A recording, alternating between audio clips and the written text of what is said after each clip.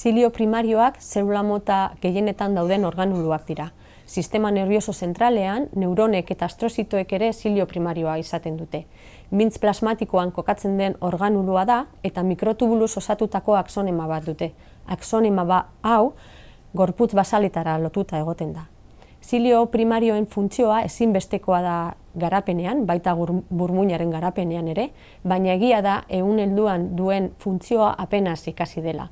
Hau aldatzen ari da azkenengo hamarkadan eta ikusi da zilio primarioaren mintzean daudela hainbat seinalizazio sistemen hartzaileak eta hauek eragiten dute zilioa antena bezala funtzio bat izatea. Zilioak ikertzea garrantzitsua da, garapenean duten garrantziaz aparte, ehun helduetan zilioen mintzan hainbat seinalizazio sistemen hartzaileak kokatzen direlako.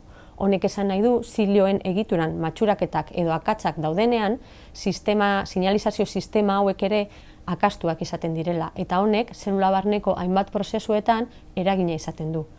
Jakin behar da ere bai, zilioen gaixotasun genetikoei ziliopatiak deitzen zaiela. Honek sistema nervioso zentralean, anosmia, defizit kognitiboa, entzumen galera eta beste hainbat kalte eragiten ditu.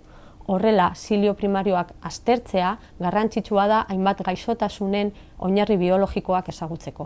Guk duela urte batzuk ikusi genuen zilio primarioan kokatzen diren hainbat hartzaile, seinalizazio hartzaileek autofagia aktibatu zezaketela.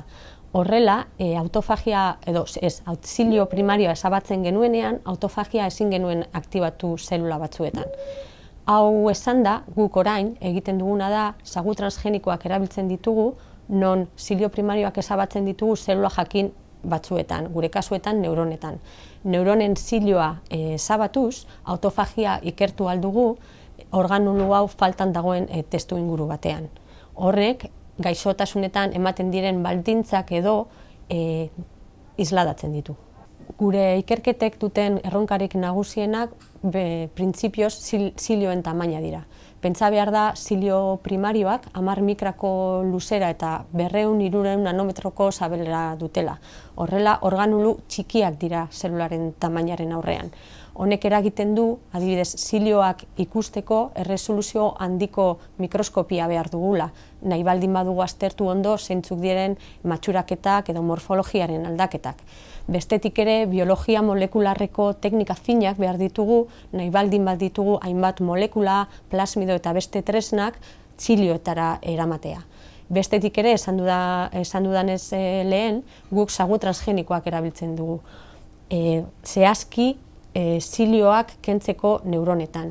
Honek guztiak eragiten du gure ikerketak tekniken menpe egotea. Horrela, teknikek aurrera eginala, guk ere zilioen egitura eta funtzioa hobeto ezagutu ahal izango dugu.